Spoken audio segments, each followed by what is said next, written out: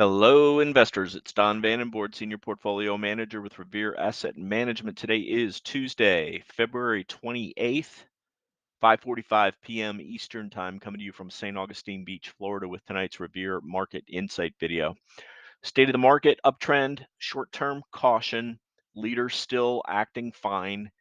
You can see the green arrow we have over here. We had one of the 21 over 21 list close below the magical 21 line today. That was DT, which was strong early, faded, closed barely below the 21. Everything else holding up fine. Really some good looking charts out there, better looking than the index charts continue to be. Short term, we are under pressure. 6 closes below the 21-day moving average now for all the indexes, actually. Maybe a little bit more on the Dow. That's the reason for the caution, and any attempted strength trying to get back above it is being thwarted, especially the Nasdaq 100 making a run the last couple of days with some midday strength today, but fading into the close. Medium term, we're still showing a bullish uptrend, but that's getting a little bit weaker. Also, the Dow definitely below the 50-day. The S&P with a closed just below the 50-day. I think the SPY actually might have closed either right on it or just a tick above it. So a little bit of uh, disagreement there between the SPY and the S&P, but the S&P is the actual index itself. That's what we go by, not by the SPY, because that pays dividend and gaps down once every quarter based on the dividend, and then it takes it a while to normalize over the quarter. Long term, we're neutral. Indexes are above the 200-day moving average. Slopes of the lines basically flat. Mid caps leading. The S&P actually, I think, tipped up by a couple of pennies today. The Nasdaq 100 might have also, but it from day to day, if it's that close and it can change, we're basically saying they're still flat.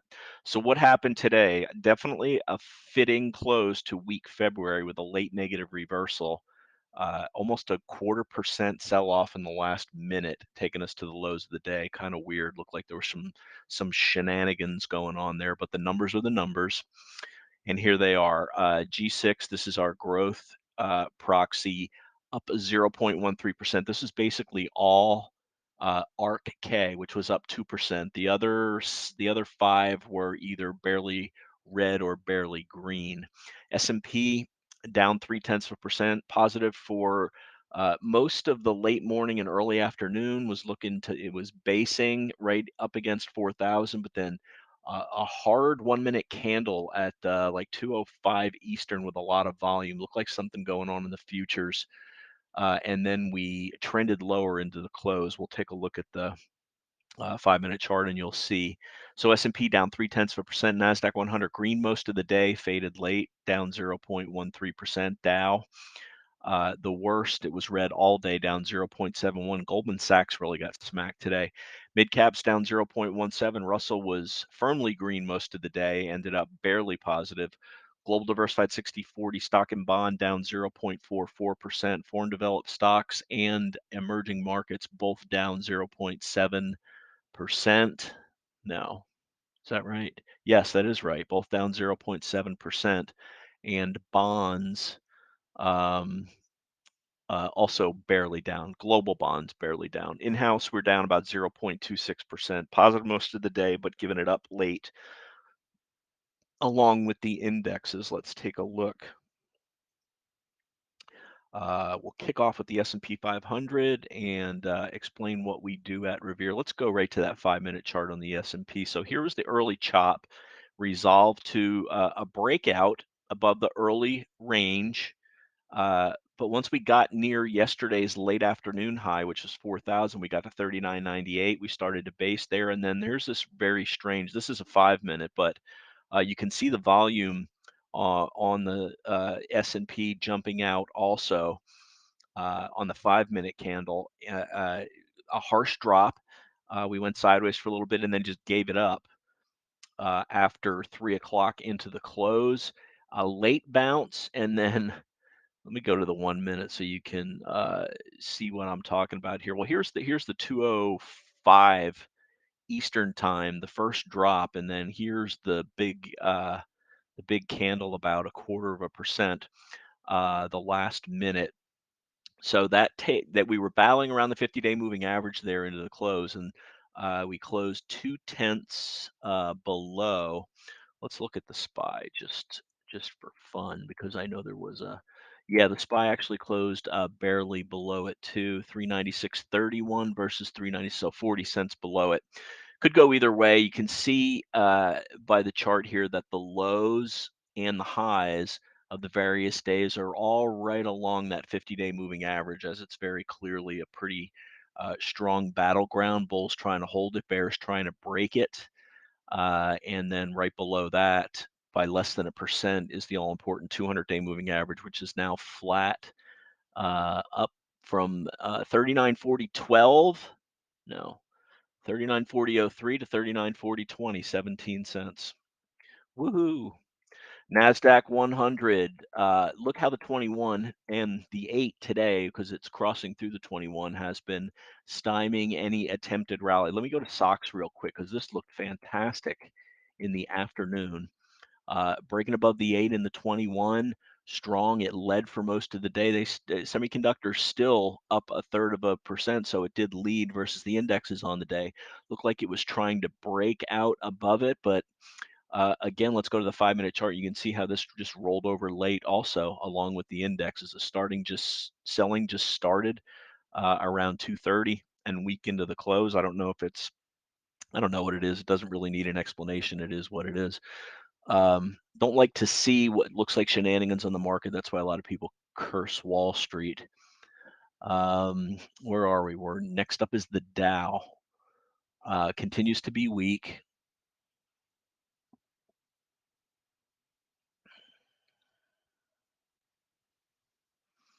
As you can see here, making new closing lows from this correction. It's pretty oversold. Still a percent above the 200-day moving average. Let's go to mid caps. Caps can't get above the 200 or the declining 21 either, but still the strongest of the indexes, 1.7% above the 50-day, 6.1% above the 200-day. Let's go to small caps. Also unable to get above the declining 21, also oversold. 1.9% above the 50-day, 3.9% above the 200-day. So mid and small, very much outperforming the bigger cap indexes. You can see this decline. Let's draw it here. Let's see this trend line here to keep an eye on. If we break above there, actually, I mean it's an entire channel, frankly, and we just keep going, uh, getting stymied at the top of the declining channel and finding support at the bottom. The problem is a declining channel can keep going lower with lower lows and lower highs. That's what we very clearly need to break away from. Let's take a look at the S&P, and you can see something similar, not going back as far, but again, a pretty clear declining trend line there that we want to break above. And if we break above there, that'll coincide with a break above the 21-day moving average. Let's see, QQEW equal weight about in line, and equal weight RSP also in line with their market cap weighted indexes. So let's go to the dollar. Dollar definitely played a role today. Pulled back, bounced at the 80 MA.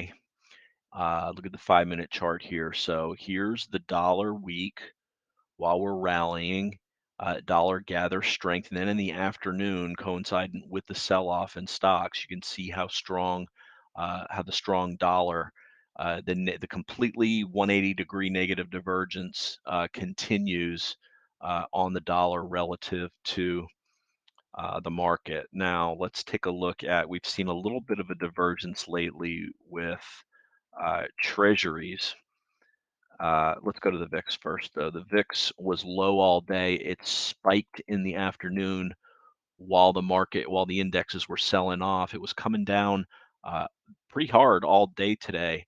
Uh, and then just reversed to the upside as the market reversed to the downside. But let's check the daily chart here. Bounce right at that 20 level, which we've been saying we want to get back below that 20 level. That's where the market was rallying. So we're basically closed right on the cross between the 21 and the 50-day moving average here. Let's see what the VIX has in store tomorrow. New month tomorrow, February the 2nd. Reminder that second most bearish month of the year has a negative 0.21 down on average for the month. The S&P was down 2.61%. You can see the monthly stochastic cross happen. We don't really, that moves extremely slow, crossing down on the weekly, and on the daily, we're still in oversold territory. Both during yesterday's rally and today's rally, the black line, the thin black line, tried to hook back up, but the week closes both days. Move the slope of it back to negative. All right, let's go to bonds here. BND, broad bond index, basically flat on the day, up barely, 0.03%. How about corporates, LQD? Basically flat again, and these finished in price at the top of their daily range. So we're going to expect to see yields coming off here. And we look momentarily, here are junk bonds closed down on the day, 0.19%. Late fade along with stocks. TLT, this is the 30-year, bounced at this 100 level, closed right at the declining ADMA.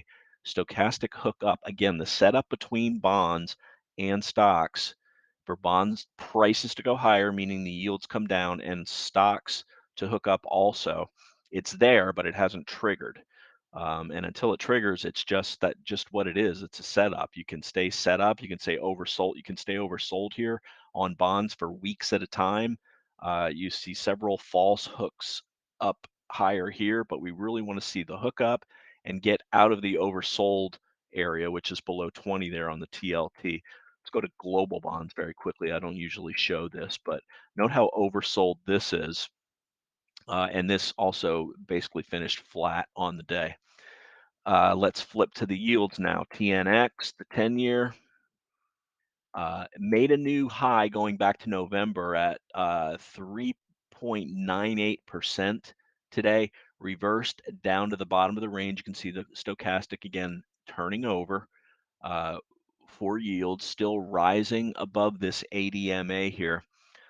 Closed down on the day. TYX, the 30-year. This closed up on the day, but this closed at 3 o'clock. TLT, look what TLT did in the last hour. So here's the 3 o'clock line here, TLT up on the day. So really, if we traded all the way to that last hour, this the bond pits closed at 3 o'clock. So that's why that last hour is not showing here on TYX, or it would have expected the yield to be down. Let's flip to gold now. We had the dollar strong. Look, we also had gold up today. So gold trying to put in a bottom, rallied 2 days off the bottom. Now let's go to GDX. Gold stocks also rallying off the bottom into the declining 200-day moving average. And silver just got tired of me talking bad about it. It was up today, 1.53%, very oversold, coming off of the bottom. Let's go to Bitcoin.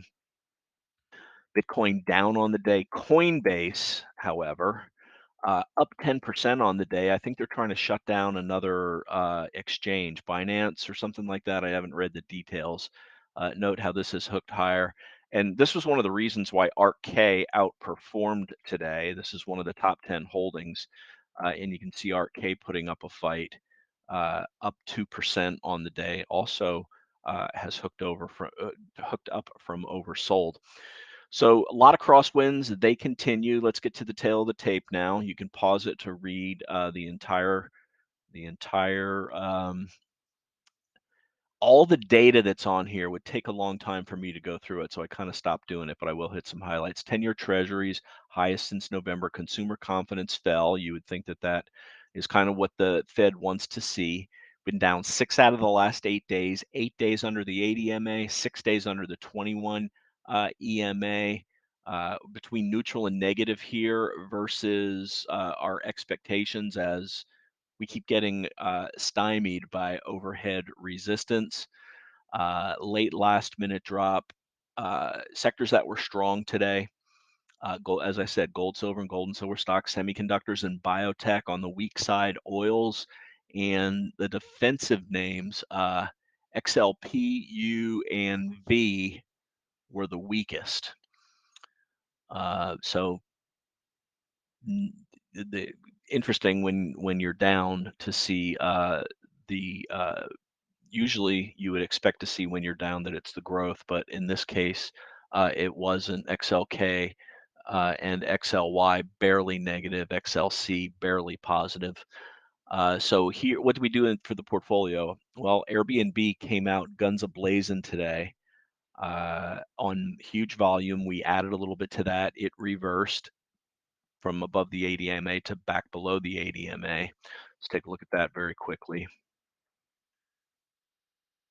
Nice move early, reversed, still above the 21, and we added a TMDX. This is just acting extremely well since its earnings report closed basically right at 80. Note the volume is starting to pick up on this. This one was thin, very thin for a while. The volume starting to trend higher, coinciding with its 20% move up on earnings. And 500% move up on volume, and the volume staying heavy over the last 3 days. So let's bottom line today. That increased our exposure slightly, so we've got 5% effectively more risk than the S&P 500. Still have like 50% cash though. So bottom line, 4,000 resistance, 2 p.m. negative reversal equals a slight close below the 50-day moving average. We'll see what tomorrow brings as February comes to a close, and March is a fairly positive month from a seasonality standpoint, but we've got so many other things going on with the headwinds that we take it day by day, of course, here. So let's look at a couple of interesting focus stocks that are earnings related, and then we will wrap it up. And let's start off with First Solar after hours. First Solar closed at 169. It's around mid 175s after hours, so nice little pop on First Solar. It's been tightening up, as you can see here, around its as its moving average is all curled together. So see if that can get something going here. Let's take a look at TAN. The ETF for the solar stocks, which just looks like garbage. So First Solar very clearly outperforming it, but do note from these oversold levels, we are hooking up on the stochastic on solar stocks. Next up, after hours SRPT. I'm going to get rid of stochastic so we can get an after hours quote on this. I saw that this was up big after hours. I'm not able to see the quote here. Let me see if I can get it off my screen here. SRPT up 17% after hours. So that's 143. That's going to take out Gap big time out of this base. Look, they're supposed to go profitable next year in 2024. Interesting reaction tomorrow. Definitely, I'm going to set an alert at 145-ish here, which is where it is after hours. We'll see how that acts, and we'll see how the volume goes for SRPT tomorrow. Axon after hours also gapping 4%, forming this nice base. Had this nasty shakeout right here. Very strange day for it. Not the best trade. I mean, it's trading perfectly here, just following the ADMA up the way you want it to before this big volatility came in recently to it. Big volume today. That was probably somewhat related to after hours or the trading positioning into the earnings report. But for now, a positive reaction after earnings, going to break it above these recent highs. Next up is 4, which was a 4 mer leader on the 21/21 until this day when it got burned when Toast reported, and Toast had a big gap down and it moved in sympathy with that.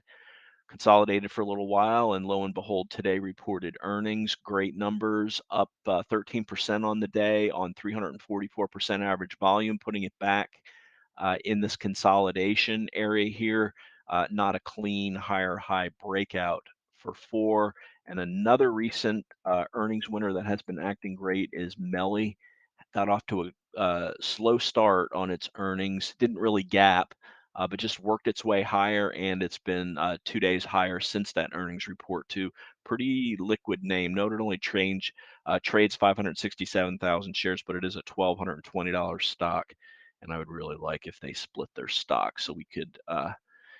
It's hard to buy for some of our smaller accounts when you're a $1,200 stock and we want to take a smaller probing position on it, but that won't stop us for some of the larger accounts if we decide to get into it. And that's going to wrap it. So as always, like to hear from you at Revere. Our number one job is to protect the downside, keep you out of these nasty bear market sell-offs. We protected clients from this for basically all of 2022. Maximum loss a little over 12%, less than half of what the indexes were down. The key is you got to get defensive when you're under the 200-day moving average. I've done a study on bear markets, the last 13 of them. These are the results. What you normally see is a 12% sell-off from top till the first weekly close below the 200-day moving average. So it's a signal to get defensive, and then will it be just a normal 20% bear market, or will it be something much worse? We never know. That's why we get defensive when we're under the 200-day moving average. And if you're interested in an approach like this, give me a shout. Don at RevereAsset.com, or my partner Dan Stewart, Dan at RevereAsset.com, or call 855-REAL-WEALTH. That's 855-732-5932. So the market stage that we're in right now, gone from a mild pullback to a mild correction, which we classify as between -4 and -8%.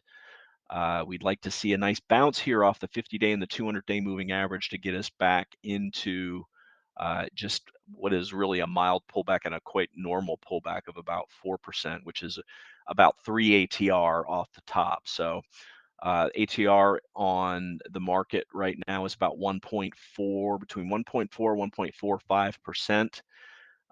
So 4% off the top is basically a 3 ATR pullback off the top.